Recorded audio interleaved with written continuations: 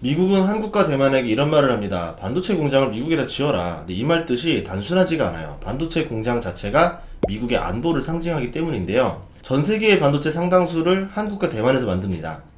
한국과 대만에서 반도체를 비중 있게 생산하면은 미국은 전쟁과 기술의 필수품인 반도체를 보호하기 위해서라도 군사 지원을 해야 되겠죠. 또한 반도체 산업을 통해서 아시아의 많은 국가들이 경제적 이익을 누릴 수가 있습니다. 반도체 공장이 미국으로 넘어가고 미국의 반도체 생산 비중이 의미 있는 수준에 이르게 되면은 한국과 대만은 경제력도 약해지고 군사력도 약해지게 될 거예요. 그리고 이 틈을 노리는 중국이 있습니다. 하지만 반도체 제조를 확보한 미국이 한국과 대만을 보호하려 들지 않고 경제력도 약해진다면은 중국의 전쟁 성공 가능성은 더 높아지겠죠.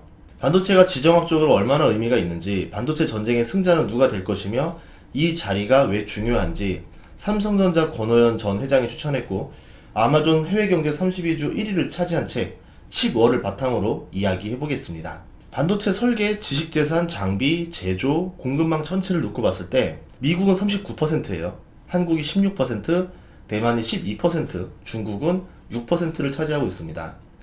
미국이 한국과 대만을 압박해서 미국의 반도체 공장을 짓게 하는 이유죠. 반도체를 설계하고 생산하는 모든 것이 미국 땅에서 이뤄지면 미국은 반도체를 무기화할 수 있고 중국을 힘으로 누를 수 있다고 생각을 합니다. 왜 미국은 중국에게 반도체 패권을 주지 않으려고 하는 건지, 제2차 세계대전 이후에 반도체 시장을 독점했던 미국과 일본, 한국, 대만의 반도체 역사를 보면은 알 수가 있어요.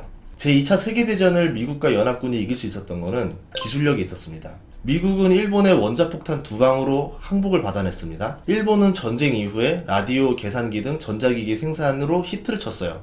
미국의 반도체 수입과 로얄티 지불을 가장 많이 하는 고객이 되었습니다. 반대로 일본의 생산품은 미국으로 수출이 됐죠. 자연스럽게 일본은 미국의 회사와 제휴를 맺고 반도체를 생산하기 시작합니다. 냉전의 시대였기 때문에 미국은 아시아 곳곳에 미군을 주둔시켰었거든요. 거기다 경제 원조도 하고 있었어요. 비용 부담이 상당했죠. 근데 반도체 산업을 주면은 그 국가의 국민소득이 빠르게 성장해요. 그러면 그만큼 미국이 경제 원조를 안 해도 되니까 경제적 부담을 덜 수 있죠. 저렴하게 생산된 반도체는 전자기기 생산 가격을 낮출 수가 있게 됩니다. 기업의 마진이 늘어나고 경제는 번영하게 되는 거죠. 반도체 공장은 냉전 시대의 지정학적 전략에 따라서 자연스럽게 홍콩, 싱가포르, 말레이시아 같이 아시아 곳곳에 지어졌습니다. 특히 1965년부터 1968년에는 베트남 전쟁이 벌어졌어요. 미국이 참전을 했지만 공산주의자들의 승리로 끝났습니다. 이 전쟁은 대만에게 적지 않은 충격을 안겨줬죠. 미국이 대만의 안보를 약속했지만 베트남처럼 되지 말라는 법이 없었고 경제 불만이 커지면은 공산주의로 국민 분위기가 넘어갈 수도 있었던 상황이었습니다. 더구나 중국은 1964년에 원자폭탄 실험에 성공했죠. 그리고 미국은 베트남 전쟁으로 경제력이 약해졌었습니다. 아시아 우방국에 대한 경제적 지원을 끊기 시작했어요. 대만이 봤을 때 이 문제를 해결할 수 있는 방법은 미국과 경제 관계를 돈독히 하는 수밖에 없다. 그렇게 해서 안보를 보장받는 방법이 최고의 선택이다. 이렇게 판단을 한 거죠. 그럼 그것이 무엇이냐?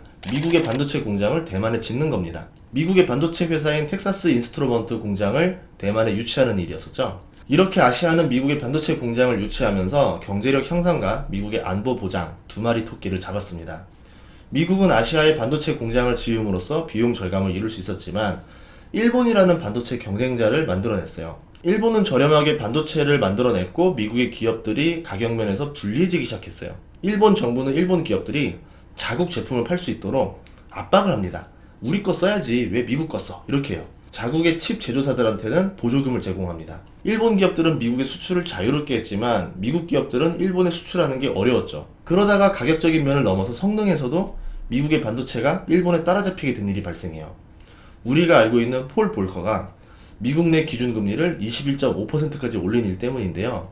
조달금리가 높다 보니까 투자를 꺼리게 되죠. 반면에 일본은 6% 정도 이자를 내면서 반도체를 생산해서 팔 수가 있었습니다. 돈의 힘으로 일본이 반도체 시장 점유율을 늘려나가는 거죠. 1980년대 초에 일본 D램 기업은 미국 경쟁사 대비 생산 설비의 60% 이상을 더 투자했습니다. 일본 기업들은 규모를 늘리고 시장 점유율을 늘리면서 이익을 적게 가져갔죠. 그렇게 미국의 인텔 D램 점유율은 1.7%로 낮아집니다. 일본 업체들이 이 시장을 잠식하게 돼요. 1990년에 일본 반도체 기업의 설비 투자액이 전 세계 투자액의 절반에 달하는 수준일 정도로 어마어마한 투자를 했었습니다. 미국의 실리콘밸리는 괴멸 직전까지 갔죠. 일본은 세계 경제를 주무르기 시작합니다. 하지만 반도체 군사용으로 가치가 매우 높았고 당시는 냉전 시대였어요. 미국이 군사적 우위를 위해서라도 반도체 패권이 일본으로 넘어가면 안 됐죠. 대표적으로 석유도 미국의 전략적 가치를 가진 물자로 전쟁을 불사하면서 미국은 석유 패권을 유지하던 시대였었습니다. 마찬가지로 반도체 패권도 일본의 위협으로부터 어떻게 유지해야 될지 이게 고민이었던 거죠. 1980년대 미군 예산 중에서 17%가 전자장치였어요. 이 전자장치를 일본에 의존하는 상황이 됐습니다. 일본이 경제 2위 국가로 올랐고요. 첨단 기술력을 구축하면서 군사 기술력도 일본의 반도체에 의존하는 상황이 됐어요. 만약 일본이 변심해서 소련에게 일본의 반도체를 공급한다면 냉전의 패권이 소련으로 넘어갈 수도 있는 거죠. 미국의 반도체 공급망 전략은 냉전 시절 아시아 곳곳에 공산주의를 몰아내는 데 도움이 됐지만 미국의 반도체 시장이 무너지고 일본의 반도체가 패권을 가져가게 될 줄은 몰랐던 거죠. 이때 한국이 반도체 패권에 등장하게 됩니다. 1966년에 카이스트가 설립됐는데 이 덕분에 나중에 반도체 산업을 이끌 훌륭한 인재들을 확보할 수가 있었어요. 그리고 삼성전자가 반도체 시장에 도전을 합니다. 1억 달러를 투자하기로 하니까 정부도 4억 달러를 투자했어요. 이제 돈과 사람이 모였죠. 마지막으로 기술만 있으면 되는데 마침 시대가 최고의 성능을 원하는 시장이 아닌 개인용 컴퓨터에 들어갈 범용 D램을 원하는 시기였습니다. 그리고 D램은 미국이 이미 연구 개발을 끝내놓은 상태였던 거죠. 미국이 원하는 것은 일본보다 더 싸게 만들 수 있는 파트너를 구하는 거였어요. 그 파트너가 한국이 된 겁니다. 한국이 D램 반도체를 더 싸게 만든다 한들 미국은 이미 D램 시장이 괴멸됐기 때문에 타격을 안 받아요. 그래서 기술도 마음껏 전수해 줍니다. 그럼 타격은 일본만 받겠죠. 여기에 미국과 일본의 무역 갈등은 한국에 더 호재가 됩니다. 일본은 결국 1986년 더 이상 D램을 미국의 저가로 풀지 않겠다. 덤핑을 중단한다. 이렇게 발표를 합니다. 이 때문에 한국산 D램은 제값을 받고 팔 수 있게 되면서 반사 이익을 얻을 수 있었어요. 이 사건에 감명받아서 대만은 1987년 TSMC를 세웁니다. 이 전략은 성공을 거뒀죠. 1990년대 대만 경제를 이끄는 주력 사업이 됐습니다. 미국의 반도체 회사들은 치열한 경쟁을 거칠수록 생산 공장을 포기했고요. 대만의 TSMC에다가 생산을 맡겼어요. 설계와 생산이 나누는 게 효율적이었던 거죠. 대부분 기업들의 반도체 생산이 대만에 집중되는 결과를 낳게 됩니다. 그리고 중국의 도전이 시작되고 있죠. 중국은 나날이 성장했고 수많은 테크 기업을 만들어냈습니다. 문제는 2010년대에 중국이 가장 돈을 많이 쓴 수입 제품이 석유가 아니라 반도체라는 점이에요. 반도체에 대한 미국산 의존도가 너무 높았어요. 그리고 석유와 반도체 수입으로 상당한 돈을 쓰기 때문에 외화도 유출되고 있었죠. 그렇기 때문에 반도체 수입 의존은 중국 지도자들의 불안을 자극했습니다.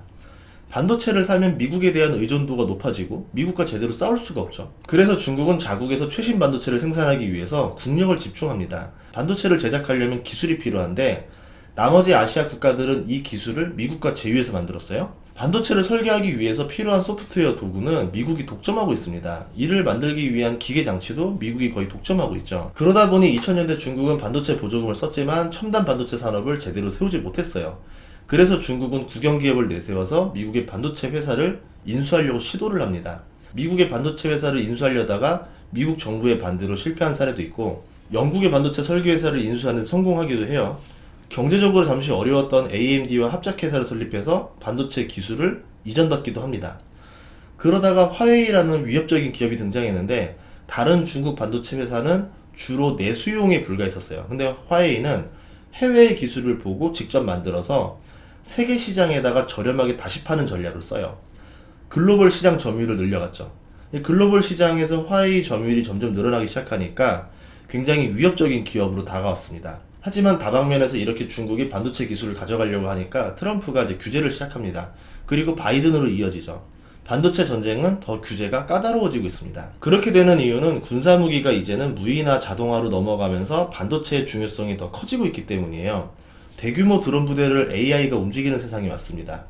항공기, 미사일, 전투기 같은 군사무기를 인공지능을 통해서 작동하고 전쟁을 이기려면은 이 엄청난 연산력이 필요한 게 되는 거죠. 항공기, 미사일, 전투기 같은 군사 무기들이 인공지능을 통해서 작동하게 됩니다. 그럼 전쟁을 이기려면은 이 인공지능을 활용할 수 있어야 되겠죠. 엄청난 연산력이 필요해요. 이 연산력은 반도체에서 나옵니다. 상대의 반도체가 더 뛰어나고 더 연산력이 높은 인공지능을 가지게 되면은 전쟁에서 매우 불리하게 되는 거죠. 패권을 잃게 되는 겁니다. 이러한 미국과 중국의 반도체 전략은 지금 무역 갈등과 반도체 규제를 만들었고, 역사에서 보듯이 미국은 반도체를 석유와 같은 전략적 자산으로 보고 있어요. 그리고 중국은 과거의 일본처럼 반도체 패권에 도전하고 있지만 미국과 기술적 제휴 없이 만든다는 것은 어려울 수 있습니다. 이걸 봤을 때 중국이 오히려 미국에게 화해 제스처를 취하고 좀 더 반도체 기술을 확보하는데 주력할 수도 있다라고 보고 있어요. 또한 일본과 미국의 반도체 전쟁에서는 한국이 반사 이익을 얻었던 것처럼 미국과 중국의 반도체 전쟁으로 수혜를 받는 국가가 나올 수 있다라고 봅니다. 반도체 전쟁이 어떻게 시작되었고 각 국가들은 어떻게 위기를 헤쳐갔는지, 마지막 도전자인 중국은 어떤 전략들을 들고 있고 미국은 이를 어떻게 대처하려고 하는지, 제가 오늘 한 이야기 외에도 칩 5책에는 더 많은 이야기들이 담겨 있습니다. 반도체 패권과 역사, 지정학적 리스크가 어떻게 연결되는지 관심을 가지는 투자자라면 이 책을 꼭 읽기 바랍니다. 다음 시간에도 좋은 정보로 찾아뵙겠습니다. 구독과 좋아요, 알림 설정 부탁드릴게요. 고맙습니다.